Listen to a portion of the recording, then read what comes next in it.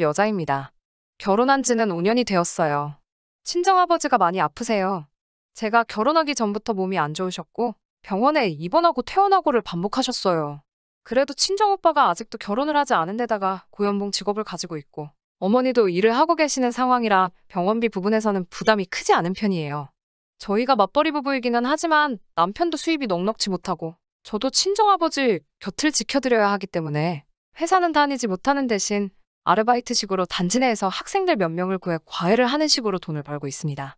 그래서 제 수입이 많은 편도 아니에요. 딸된 마음으로 병원비 조금이나마 보탬이 되고 싶기는 하지만 많이 해드릴 수 없는 게 늘 마음에 걸립니다. 작년 말쯤부터 상태가 급격하게 악화되셔서 병원에서는 더 이상 병원에 머무시는 게 큰 의미가 없을 수도 있다는 이야기를 들었습니다. 그 사실을 아버지도 담담하게 받아들이시고 있고 그 이후로 매번 가족들에게 미안하다는 말밖에 하지 않으세요.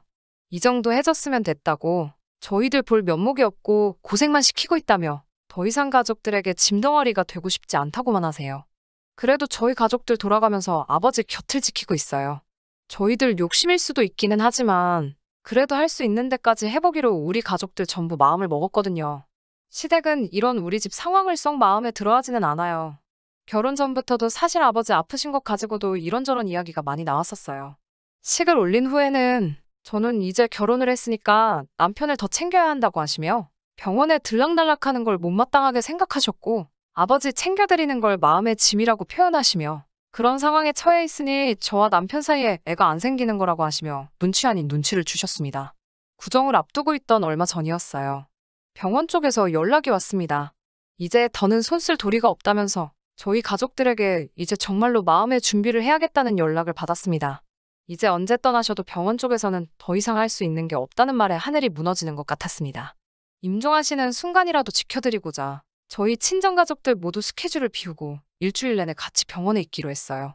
남편은 적어도 제가 밤에는 집에 돌아와서 다시 자기 출근하고 나서 병원에 오며 가며 하기를 원하는 눈치였지만 아버지 임종을 못 지켜드린다면 저한테 큰한이 될 것 같아서 그렇게는 할 수 없겠다고 말했어요.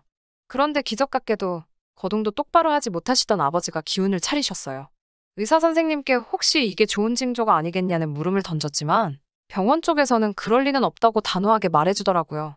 마음은 아팠지만 병원 쪽에서도 저희에게 쓸데없는 기대를 하게 만드는 것보다 현실을 알려주는 걸 택한 거라 원망스럽지는 않았습니다. 그래도 몰라보게 상태가 좋아지신 아버지 덕분에 저희도 한시름 덜게 되었습니다. 하지만 이 기쁜 상황이 오히려 남편과의 불화를 만들게 되는 일이었다는 걸 그때는 몰랐어요. 저희 시어머니는 맏며느리이십니다.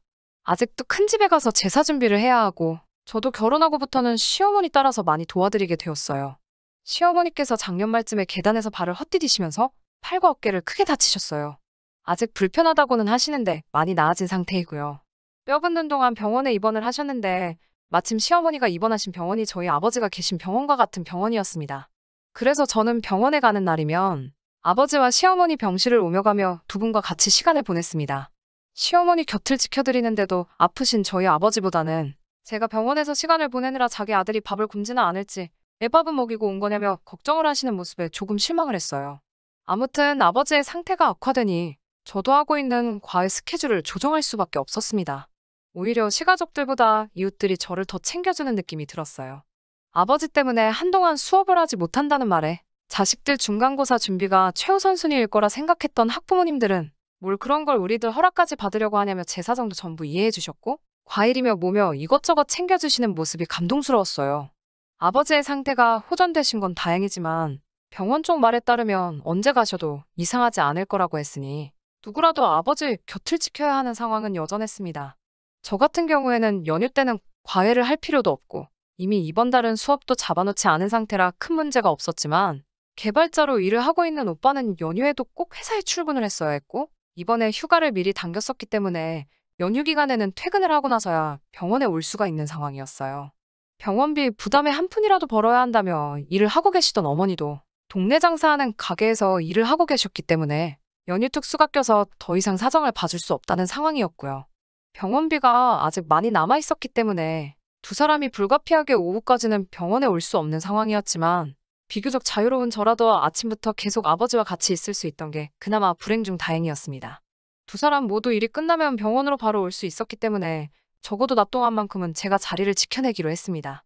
연휴가 본격적으로 시작하기 전날에 저는 혼자서라도 아버지 곁을 지켜드릴 생각에 집에 돌아와서 이것저것 짐을 챙기고 있었어요. 하지만 남편은 제가 짐 챙기고 있는 모습을 보고 큰 집에 갈 준비를 하는 건가 생각을 했나 봐요. 오해를 했다고 하더라도 남편이 나서서 먼저 큰 집에는 가지 말고 이번만큼은 장인어른 곁을 지켜드려야지 라고 말해줬으면 좋았겠지만 남편은 제가 병원으로 향한다는 걸 눈치채지 못했는지 짐 챙기고 있는 저를 보고 왜 자기 옷은 하나도 안 챙기고 제 거만 챙기고 있느냐고 물어보고 있네요. 남편에게 저는 아무래도 이번 명절에는 큰 집에는 가지 않고 아버지 곁을 지켜드려야겠다고 말을 했습니다. 남편이 두 눈을 크게 뜨고 지금 큰 집을 안 간다고 하는 말이냐고 다시 물어보더라고요. 어머니와 오빠가 오후나 돼서야 병원에 올 수 있다는 사실을 말하고 저라도 있어야지 않겠냐고 물어보니 제가 지난주에 수업 몇 개를 취소하면서 가게 수입에 지장까지 준 걸 감수했는데 이젠 집안 행사까지 빠질 생각이냐고 되물었어요. 큰 집 가 있는 동안 혹시 아버지가 어떻게 될 줄 알고 거기 가서는 제 마음이 편하겠느냐 했더니 장인어른이 아직 돌아가신 거 아니지 않냐고 상태도 많이 좋아졌다며? 라고 말하며 명절은 가족 행사이니만큼 상황 봐서 하루라도 참석을 할 수 있게 하라고 우기기 시작하네요.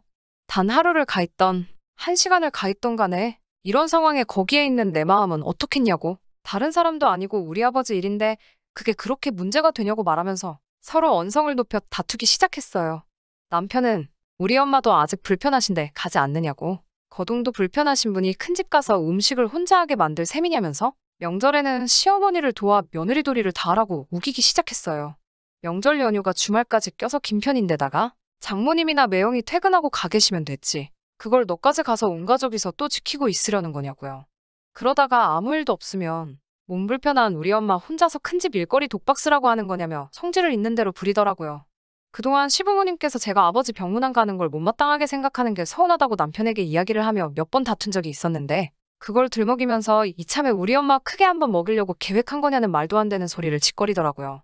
친정아버지 아픈 걸로 왜 시어머니 한번 먹이려고 하냐는 말까지 들어야 하는지 진짜 속상한데 어머니나 오빠한테는 이 사실을 이야기해야 하는지도 모르겠어요. 남편 말대로 제가 효녀노릇 하겠다고 고집을 부리고 있는 게 맞는 건가 싶기도 하고요. 저도 헷갈려서 미쳐버릴 지경이네요. 정말 속만 타들어가고 어디다가 속 시원히 말도 못하겠고요. 후기입니다. 아버지는 끝내 하늘나라로 가셨어요. 그동안 경황이 없어서 이제서야 후기를 보내게 되었습니다. 댓글로 응원해주신 분들께 모두 감사합니다. 아무튼 남편 고집을 아무래도 꺾을 수가 없어서 결국엔 남편이 원하는 대로 시어머니가 가장 바쁘실 연휴 바로 전날에 오후에 일 마치고 온 오빠와 교대를 하기로 하고 큰 집에 가기로 했습니다. 그날은 오빠와 엄마가 밤새 아버지 곁을 지키고 어머니가 오전 동안 잠깐 일을 빼실 수 있다고 하셔서 어머니가 다시 일터로 나가시기 전에 제가 큰 집에서 병원으로 곧바로 가기로 조율을 했어요. 제가 꼭 큰 집을 가야 한다는 사실에 어머니도 남편에게 많이 실망하신 것 같았지만 저 나름대로의 입장도 있을 테니 어쩔 수 없는 일 아니겠냐며 이해를 해주셨어요. 오빠도 이럴 때 연휴에도 출근을 해야 하는 회사를 다니고 있는 자기 잘못이라고 하면서 우리가 더 미안한 상황이니 저보고 절대 부담 갖지 말라고 하고 조심히 잘 다녀오라고 말을 해줬어요. 큰 집으로 가야 하는 당일 저녁, 오빠가 병원에 도착하고 저는 남편이 기다리는 집으로 출발을 했습니다.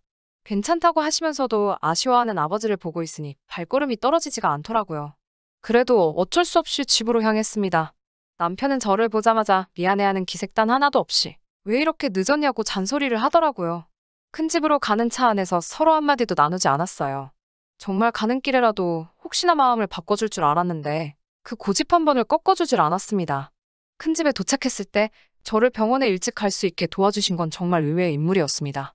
시어머니가 제가 문 열고 들어오는 걸 보자마자 저보고 병원엔 안 있고 여긴 왜 왔느냐고 물어보셨어요. 남편이 으스대듯이 제가 오늘도 병원 가서 있는다는 걸 엄마 생각해서 내가 데려왔지 하면서 자랑하듯이 이야기를 하더라고요.